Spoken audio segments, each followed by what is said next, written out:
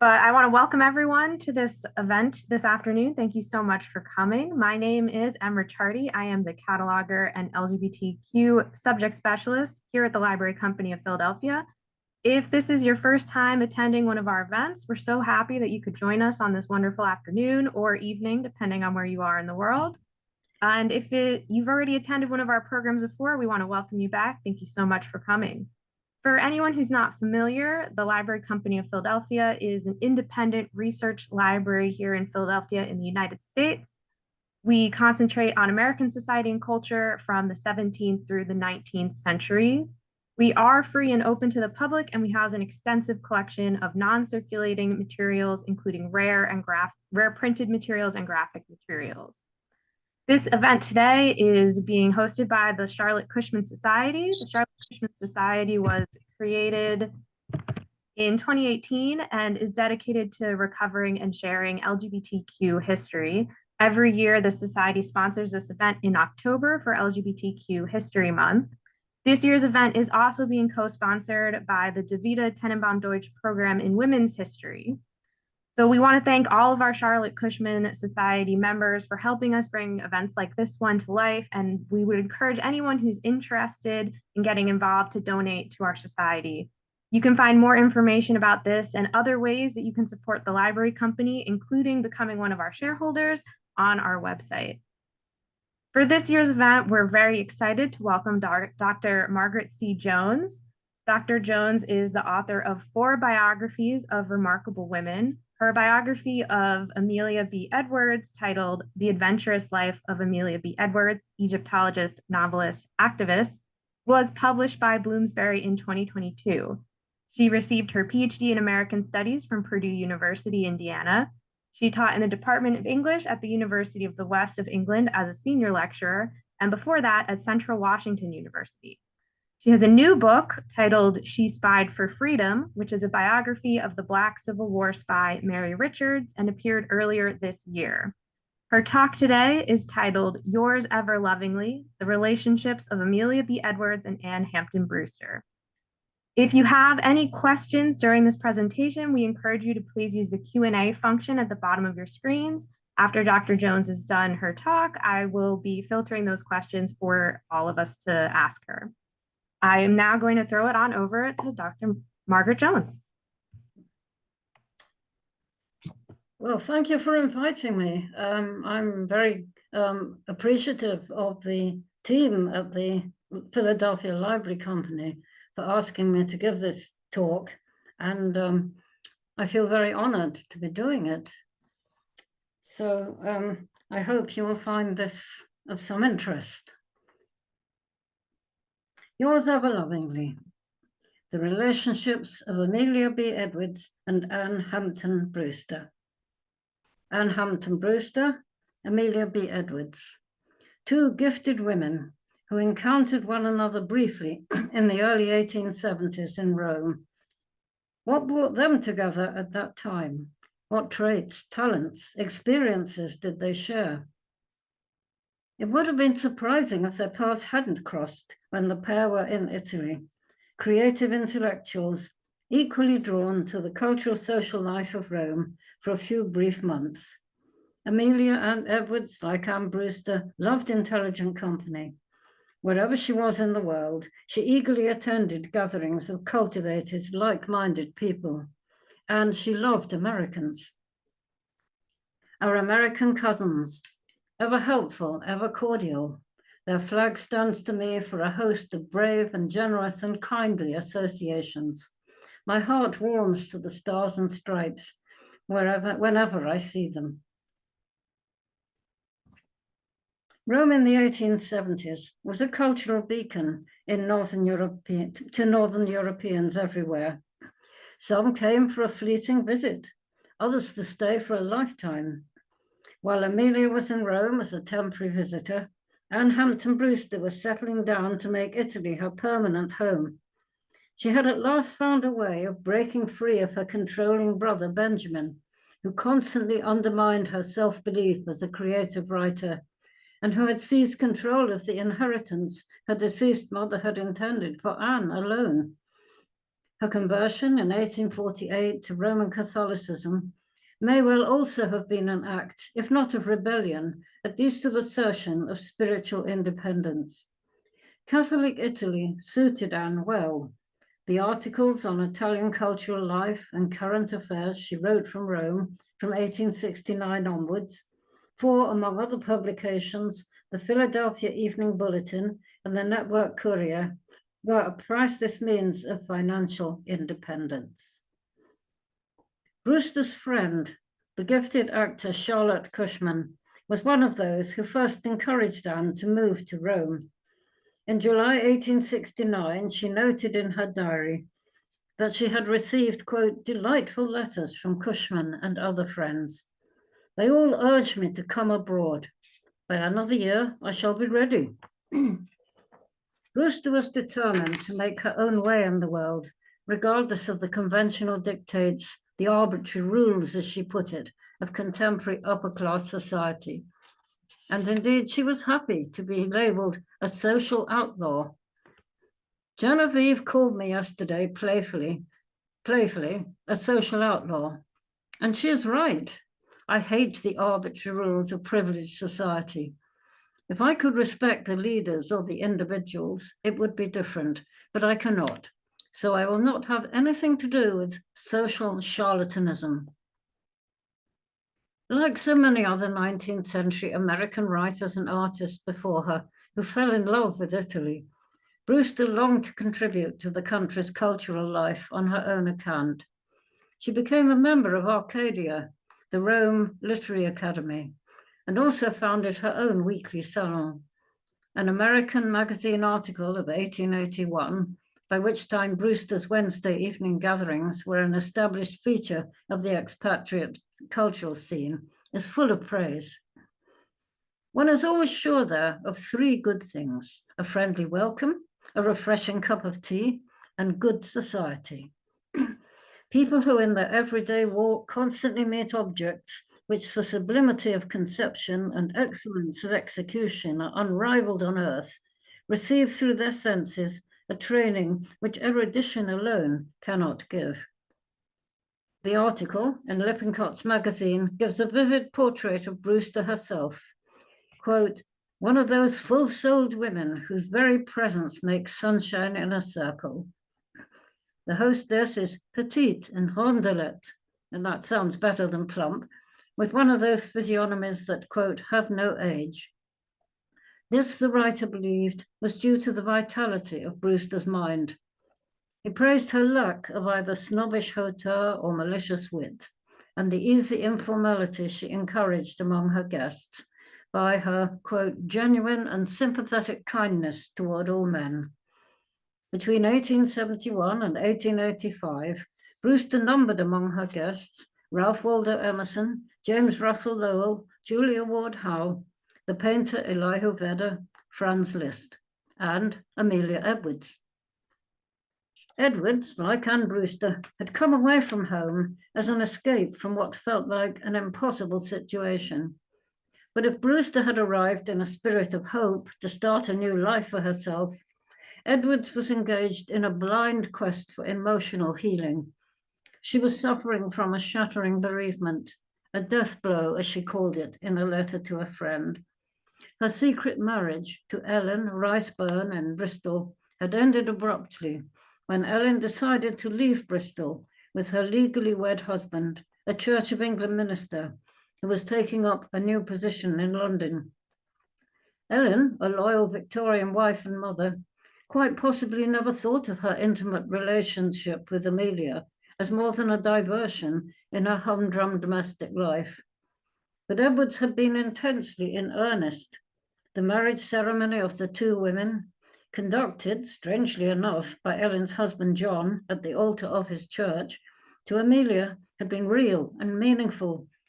Losing Ellen had plunged her into an intense depression that severed her emotionally from her surroundings. Men and women are not to me like my fellow creatures any longer, she wrote in her travel journal. Except as they amuse me, they do not seem to exist. She felt like a shadow moving among shadows. My heart no longer beats faster at the sight of a new or kindly and beautiful face. I hope nothing from it.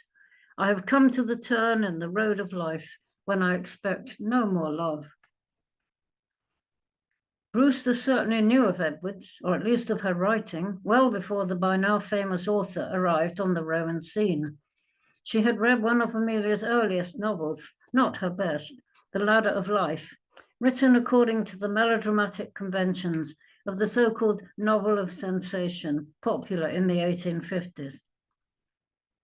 While critical of the novel's contrived and improbable plot, Anne found much to admire in the work as a whole. As she wrote in July 1864 to her friend Mary Howell, I lay awake Sunday night until early morning reading it, excusing the loosely woven, indeed imperfect, plot, for the detail is so perfect and vraisemblable.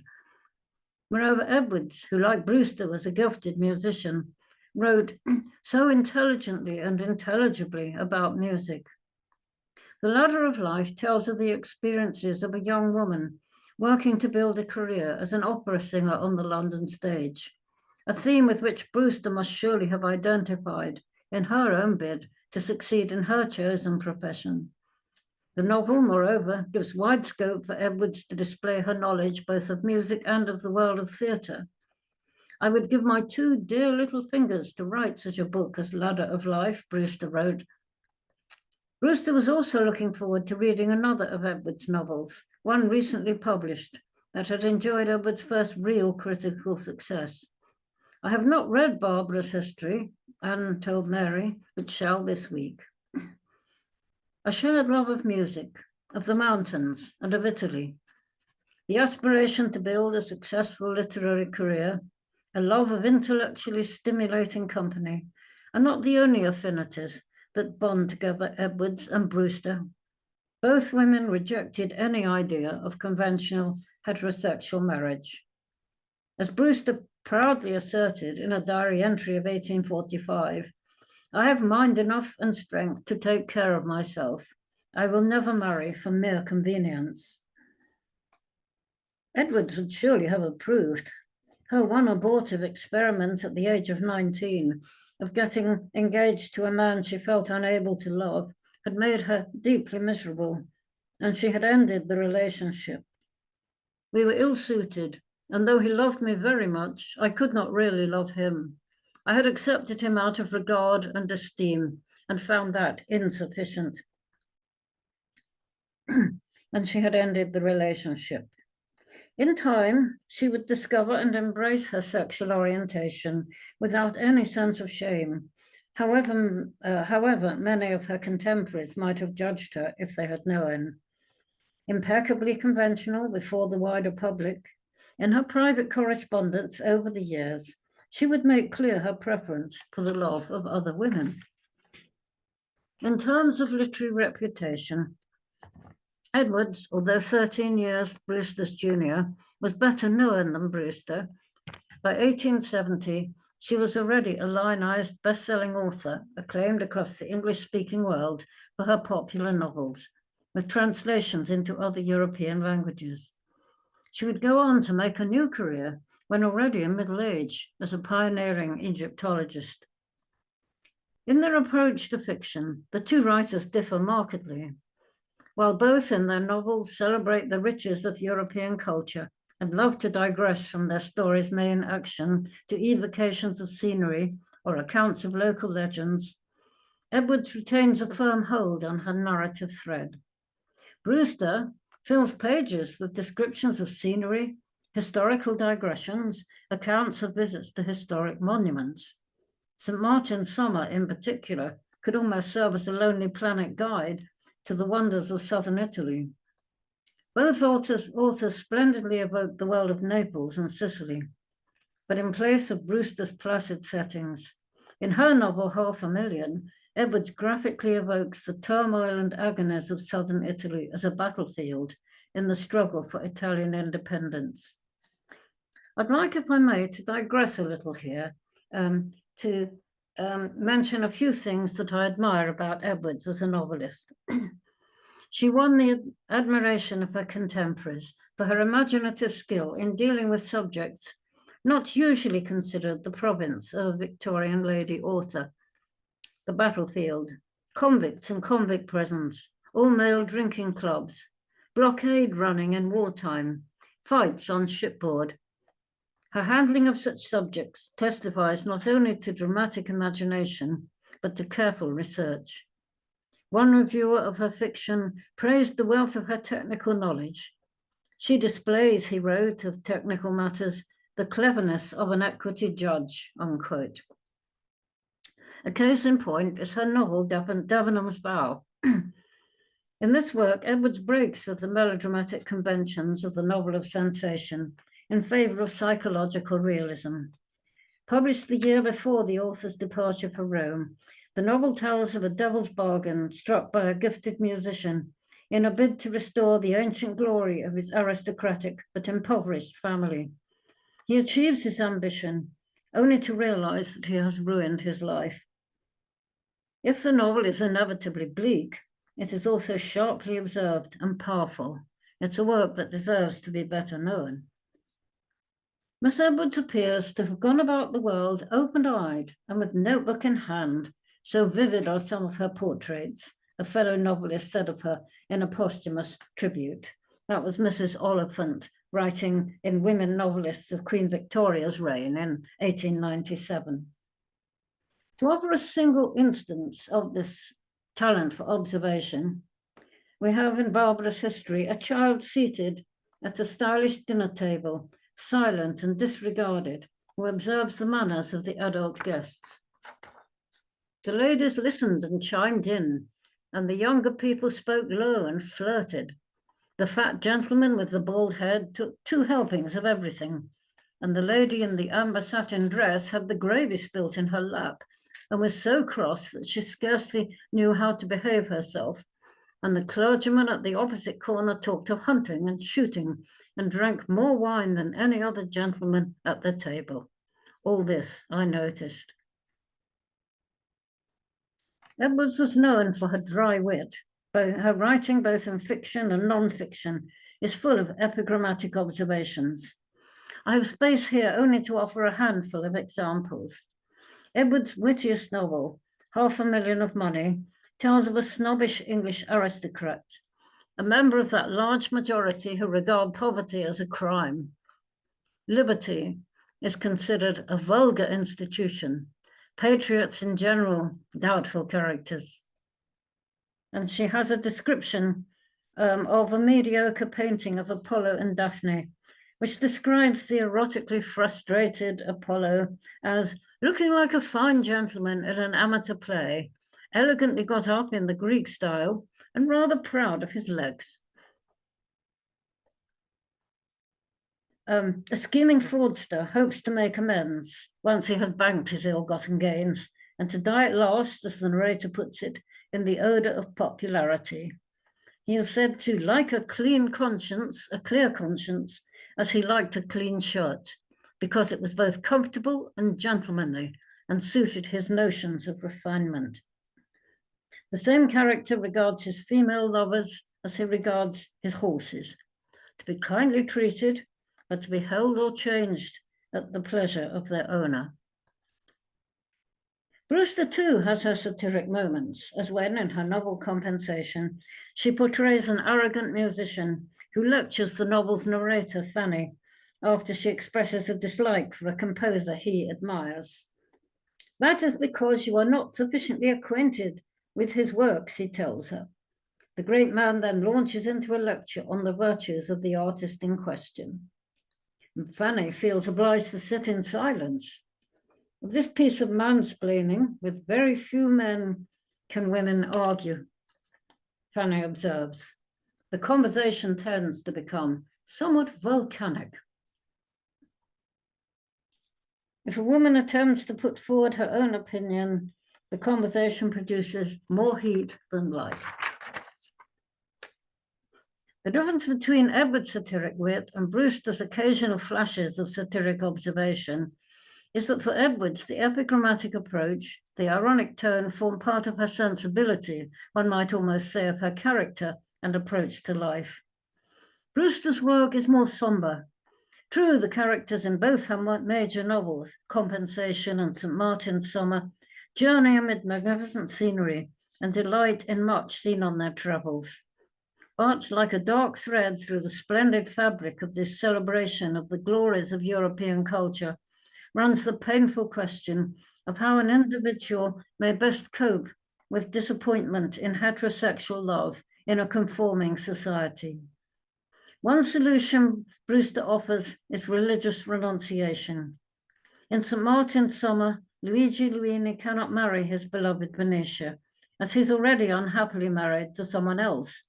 Divorce is not an option, not only because this story is set in Roman Catholic Italy, but because Brewster's own Catholic values forbid any such outcome, even in fiction. The narrator's solution lies in a celebration of a celibacy that sublimates the erotic on behalf of the spiritual. Love, struggle, suffer. Then comes the true harvest of the soul. And such a love and such a fate has tragic beauty and sublimity, far exceeding those which are called happy loves. For there is shown an exercise of power, the overcoming of some great contending force, all telling an exultant tale of a moral combat and a moral victory. In Compensation, Brewster depicts a similar outcome for her character Marie, a gifted pianist. Marie's fiancé turns out to be a self-destructive wastrel who ends by taking his own life. Renouncing any idea of marrying someone else, Marie's alternative is to achieve success as a consummate musical performer. And this was Marie's compensation. God had denied her wife and mother duty and love, but he gave her the great world of the infinite to soin, the command of the sublime tone tongue, and the fame of a true artist-poet. Edwards, on the other hand, never valorizes renunciation. In her novels, any failure to achieve the conventional heterosexual marital happy ending, unquote, is represented as tragic. At the same time, while outwardly conforming, she continued to pursue same-sex relationships in her own fiercely guarded private life. She was often uninhibited in expression in her personal letters, and in spite of some painful rejections, not shy of offering marriage to other women, to Ellen Byrne, the botanist and traveler Marianne North, possibly Lucy Renshaw. Since explicit representations of mutual same-sex attraction were likely to be disapproved of by both publishers and the reading public, in the fiction of both Edwards and Brewster, love relationships are generally presented in other terms. Edwards has her heterosexual couples, while for Brewster, love between women is often represented as maternal. There is no mortal love so beautiful and complete as mother and daughter love, writes Brewster in Compensation. Her narrator Fanny will never marry, she assures an older woman, vowing to spend the rest of her life as Tante Octavie's surrogate daughter. Clasped in the loving arms of this maternal figure, Fanny tells of feeling at home at last and no longer alone in life, unquote. The love of the narrator of St. Martin's Summer for Janet, her partner, is represented as a relationship based on firm, unchanging mother, sister, and friend love. We united with each other, made one home together, and without vow or engagement or troth plight, only a loving look of need for each other's presence daily, I think we shall spend our future of this life together. The theme of maternal love in Brewster's fiction also has its grounding in life experience. Brewster was 35 when her mother died. She was left desolate at the loss of a companion and friend. Both Brewster and Edwards would all their lives seek the comfort and solace of a surrogate mother figure. After the death of her parents, within days of one another, Amelia, then in her 20s, turned to Ellen Brasher, 27 years younger than herself. In spite of Brasher's occasional bouts of jealousy when Amelia fell in love with younger women, she and Ellen would live together for the rest of their lives. In Edwards' fiction, however, the central protagonists are very often male, and maternal love is seldom represented. Brewster's attitude towards same-sex relationships does seem to have been quite ambivalent. She broke off her early loving relationship with Charlotte Cushman, even though she would describe it 5 years later as having been, quote, a glorious beam of sunshine in my existence. In the year before this letter, she had converted to Roman Catholicism, and religious orthodoxy may have colored her attitudes to her love for Charlotte. But she chiefly blames the break with Charlotte on what she calls all the daily bindings of conventional culture, in which pressure from her controlling brother Benjamin almost certainly played a part. Not unlike characters in her novels, Brewster was self-sacrificing in her personal life, renouncing marriage, but also renouncing the love of Charlotte, a relationship to which she felt drawn, but which she had apparently persuaded herself was both religiously and socially unacceptable. Like her character Marie, she seems to have sought to sublimate her feelings in the pursuit of a creative career. But what are we to make of the narrator's statement in compensation? Literature is not properly the business of a woman's life. And when she is so blessed as to have her true duties of home life to occupy her, she has no need for the constant attention it requires. Is this the author speaking here, through the voice of her character?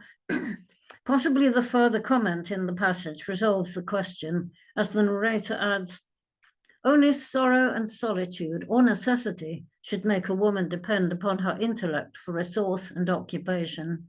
Her true sphere is home life. Brewster, after all, knew enough of sorrow after her mother's death, and certainly experienced enough economic necessity to justify her resort to a literary career. If she had not chosen that path in life, of course, and chosen to exercise it in Italy, it is unlikely that Brewster and Edwards would ever have met. When they did meet, late in the winter of 1871, we know only that Amelia Edwards fell head over heels in love. The relationship began sedately and formally enough, as the notes and letters Amelia wrote to Anne testify. Miss Brewster had sent Amelia flowers, and Amelia wrote to thank her. Amelia's letter is signed formally, yours most truly, and with Edward's name in full. Her next letter, also undated, conveys a very different tone. And shall I not see you till 8 tomorrow? It is a long time. Signed, Yours Everlovingly, ABE. We can only conjecture as to how the women first met and how Amelia's attraction to Anne developed. By mid-January, however, we find Amelia confiding in Brewster, pouring out her emotional distress. I had a horrible fit of melancholy after leaving you yesterday, the first for many weeks. It seems she regretted confessing to Anne so openly. I ought either to have talked it all off my mind or have kept silence. I shall perform the harakiri one of these days when the black mood is on me. She dreads having to eat alone and longs for Brewster to call on her. My solitary dinner last evening was like a funeral feast. Is Brewster rebuffing Amelia's love?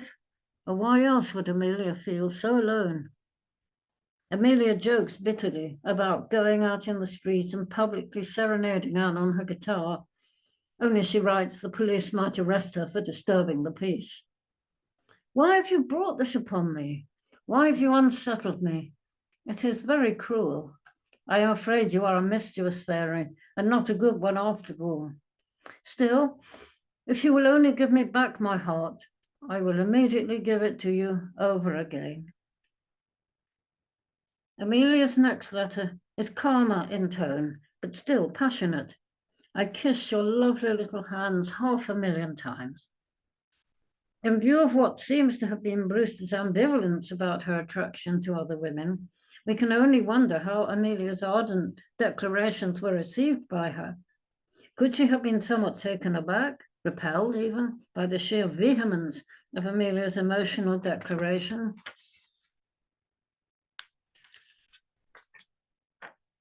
Whatever the case, The next two letters tell of a change in Amelia's feelings towards Anne. It is too bad, Amelia writes, that Anne appears too busy to see anyone at present. But Amelia, she now assures Anne, is also busy, out and about sketching, working on a sculpture, going to the theatre, and dining with other friends.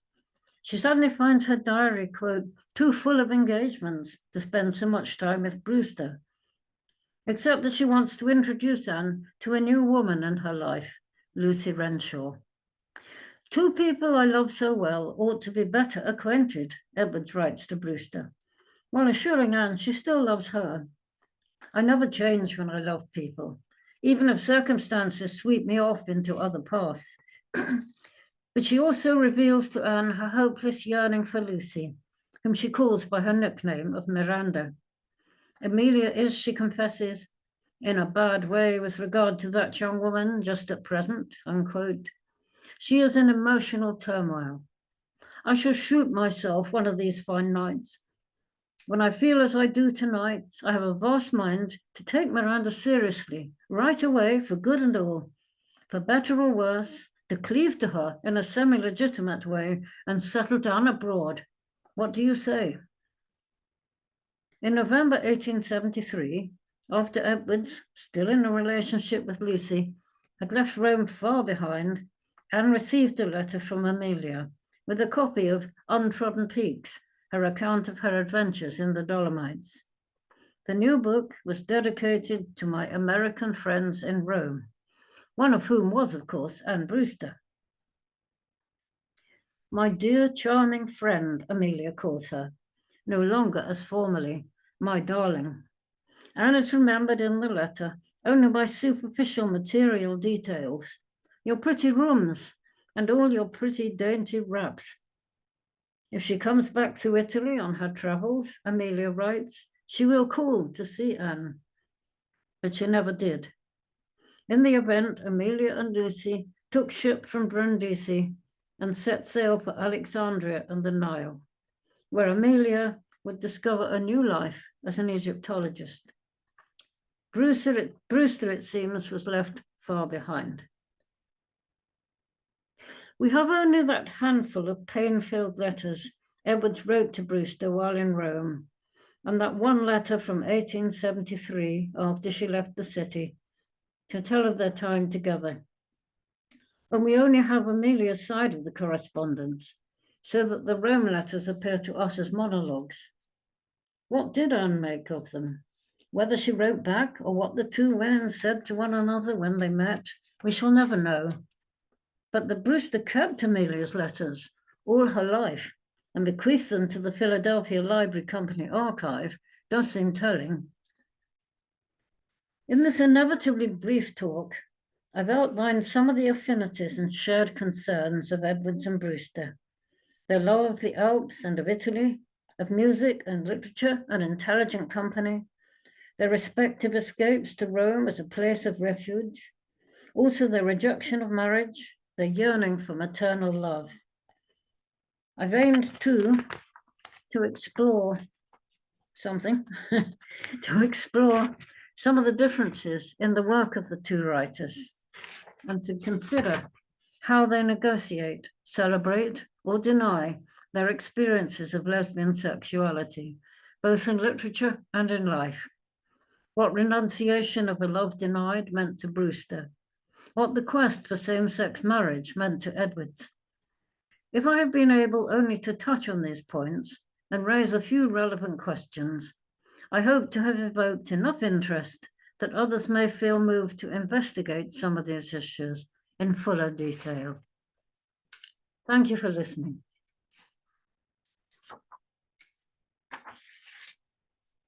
Okay, thank you so much. That was such an interesting talk.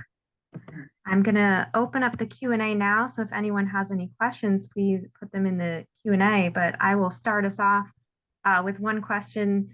Ever since I read your book, I was really just curious, what drew you to researching more about Amelia Edwards? What was it about her that you found so compelling to write a whole book about her? Well, actually, I began with a name and I knew nothing about her. So it was very much sort of pulling a thread and seeing where it came out. And I didn't know anything about her relationships or her personal life. The first time I heard about her was a talk on the BBC, where they were talking how about when she was on her boat on the Nile, how she deplored the killing of crocodiles, the mass killing of crocodiles. And I thought of her at first as some kind of proto-environmentalist. And that was something I was curious about.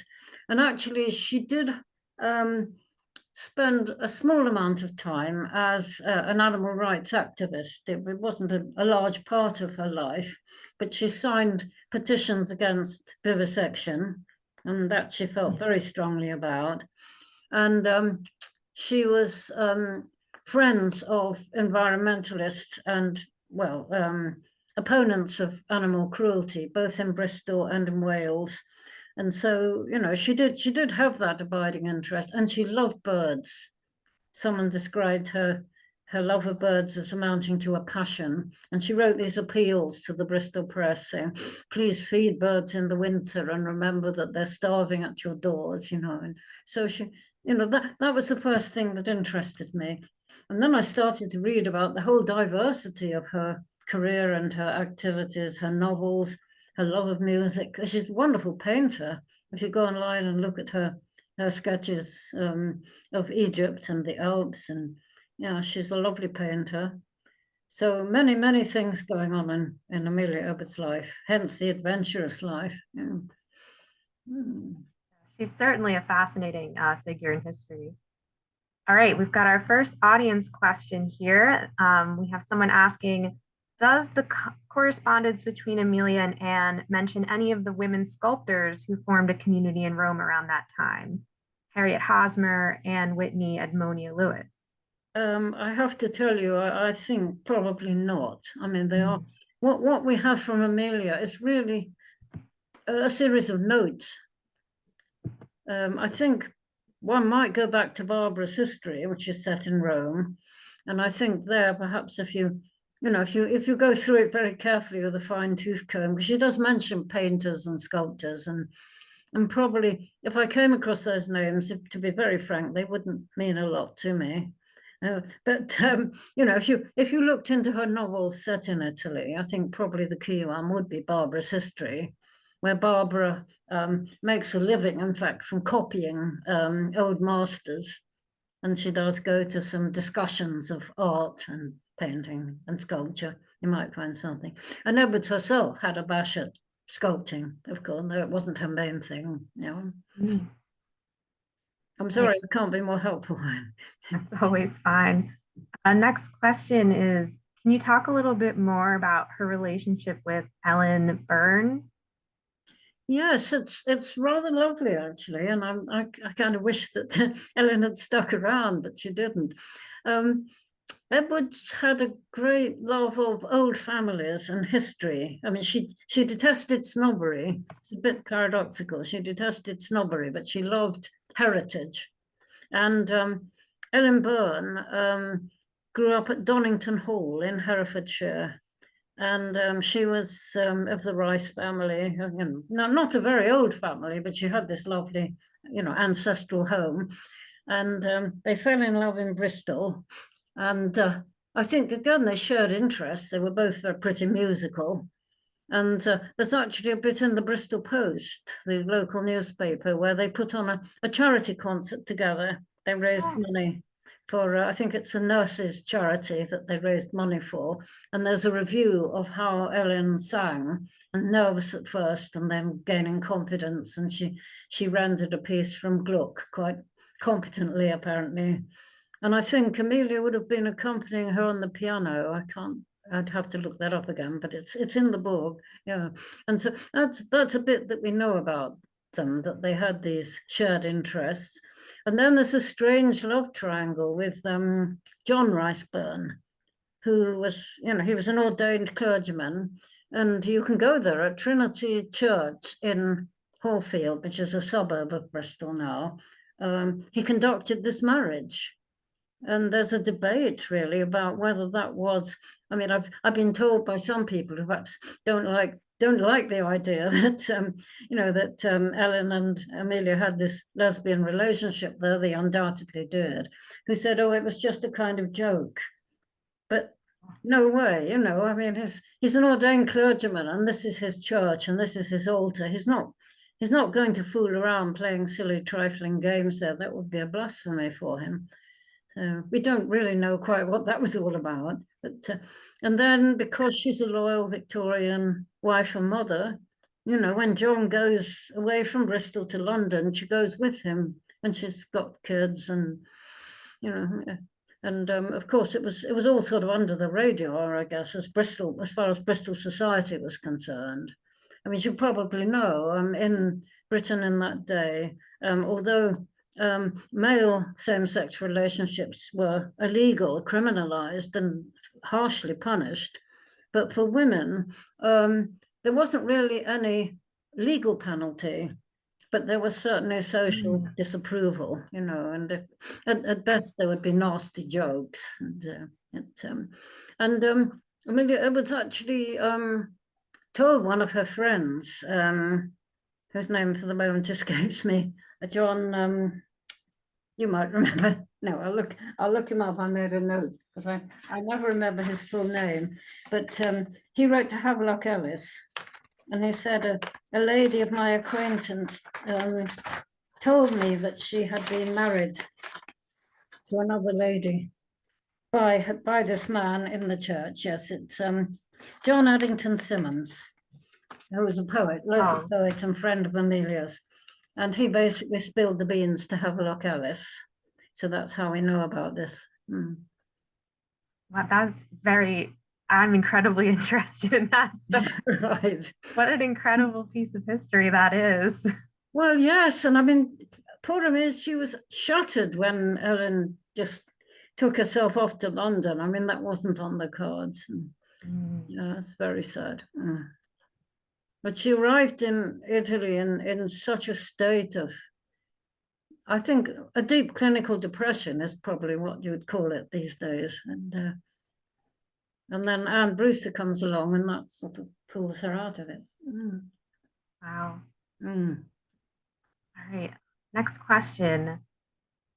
Did Anne Brewster ever mention Edwards again in any of her later correspondence or writings? I don't think she did, no. Well, I mean, you might know more than I do, being the guardians of the Philadelphia Library Company. I understand some more letters have lately come to light. Yes, we just got a new box of letters, not newly written, obviously. Well, if you come across anything, please do let me know. I'd be fascinated. But yeah, I did take a look through when we first were corresponding. I didn't see anything relating to Edwards. I was a little disappointed. I mean, Edwards was so passionate when she fell in love with someone. She would really pour out her heart, and I think some people found this quite hard to handle. And when she proposed to Marianne North, and she actually sent Marianne North a gold ring, I think that story's in the book. And Marianne North said, "What letters you write? They're should be wasted on a woman. They should be written to a man." Poor Amelia, she was always getting these, always getting these kickbacks. And Marianne North said, "What do I want a gold ring for? And you'll be having me up for breach of promise suit next. Be suing me for breaking off the engagement."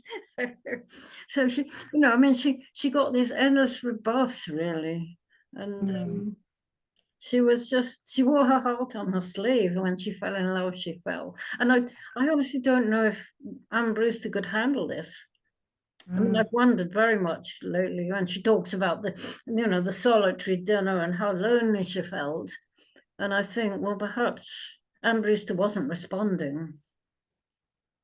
Yeah. Because we have this silence, which could be just, we don't have the letters. It could also be a silence of embarrassment. How do I cope with this woman who's completely lost it over me, and she's, yeah. I think Brewster was quite a lot in denial about her own sexual orientation. And yeah, interesting that she converted to Catholicism. That seems to be the opposite of what a modern situation might be. Well, yes, yes. I mean, poor Amelia, she lived 100 years before her time, really. And Yeah, it sounds like it. yeah, she was very progressive in many, many ways. And I think she owned herself, although she was so private, even secretive about her personal life.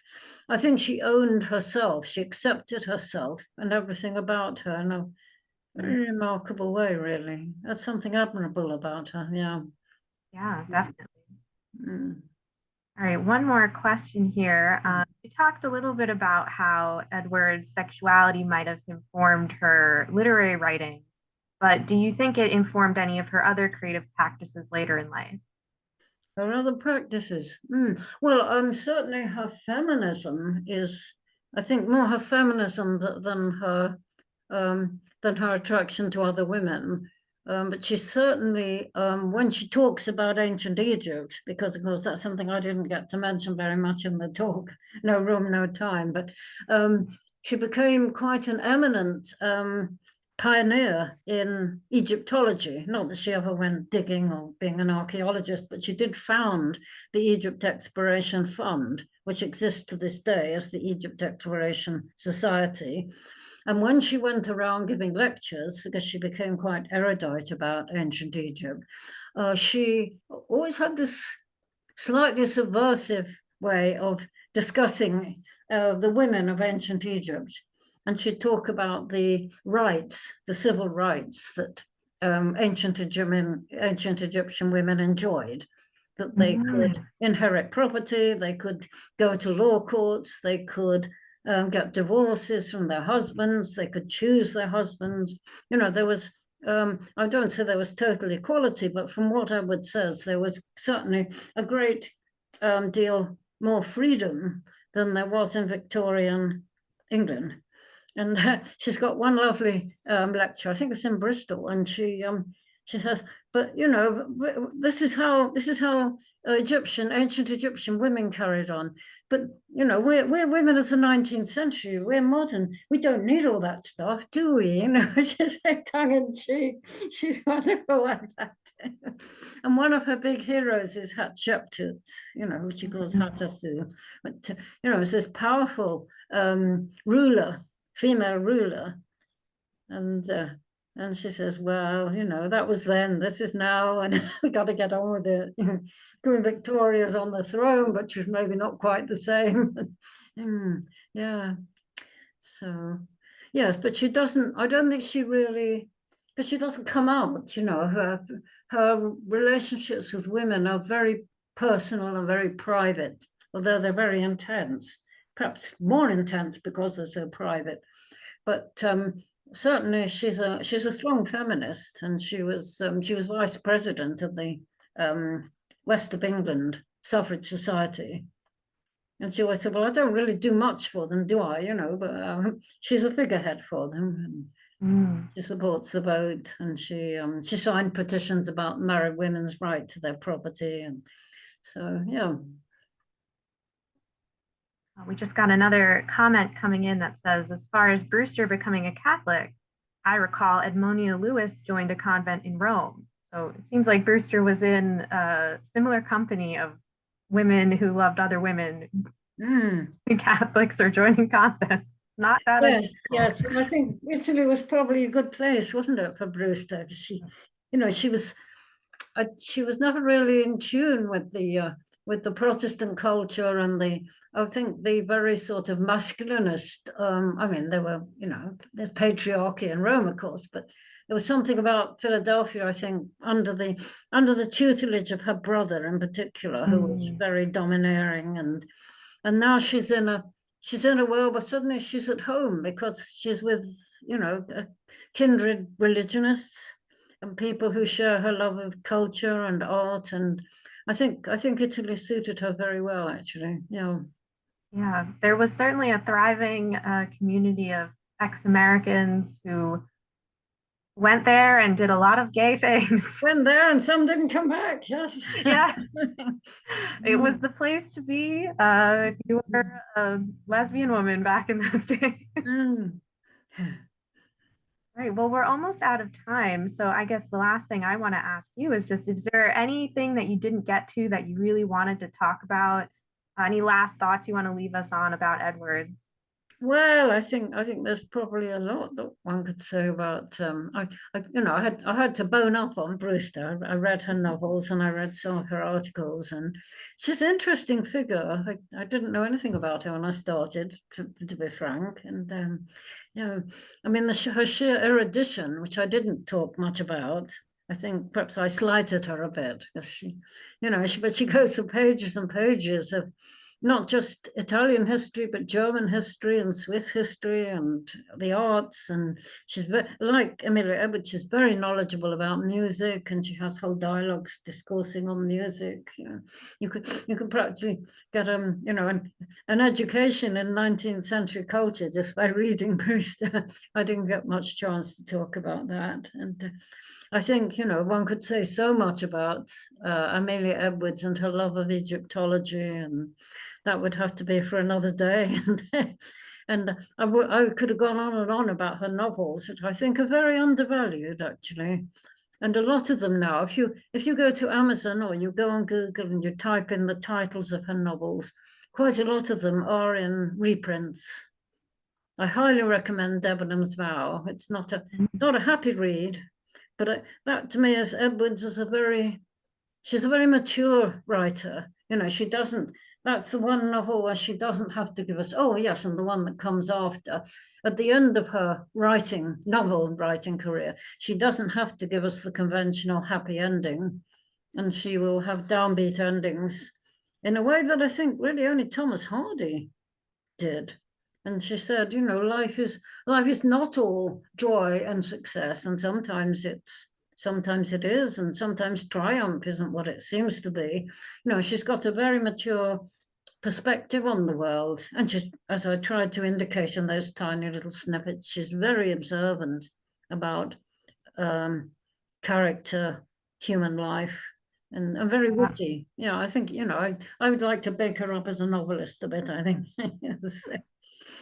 I will say, if anyone's in Philadelphia, I did go through our catalog, and I think we might have everything she wrote in the original American publishing. So if you want to come see that, Really? stop by the library company. Edwards' original publications. And I would definitely encourage anyone who enjoyed this talk to look at Dr. Jones' book on Edwards. It's fascinating. There's so much more that we barely scratched the surface here. Any final thoughts before we head out? All right. Well, I just want to thank you so much again for joining us today, Dr. Jones. This was a fantastic talk. I'm sure our audience also loved it. Well, thank you so much for having me. I was a little unsure how to do this. The technology baffles me a little sometimes. You did great. We had a great one. I very much enjoyed doing this, and thank you. I just want to thank you all and the whole organizing team, but you especially, Em and Grace, and you've all been wonderful. And it's been an honor to do this. Really enjoyed it. Thank you. Thank you. We were so glad to have you. And thank you all for out there in the internet world for joining us this afternoon. If you are interested in joining more Library Company events, you can find them at our website, librarycompany.org. You can also find ways to help support the Library Company there. And as I said at the beginning of this talk, we are a free public space. So if you ever want to come do research, we're in the middle of Center City, Philadelphia, and we'd be more than happy to have you stop by. All right. So I think I'm going to end the webinar here, but thank you again, Dr. Jones, for joining us today. Thank you.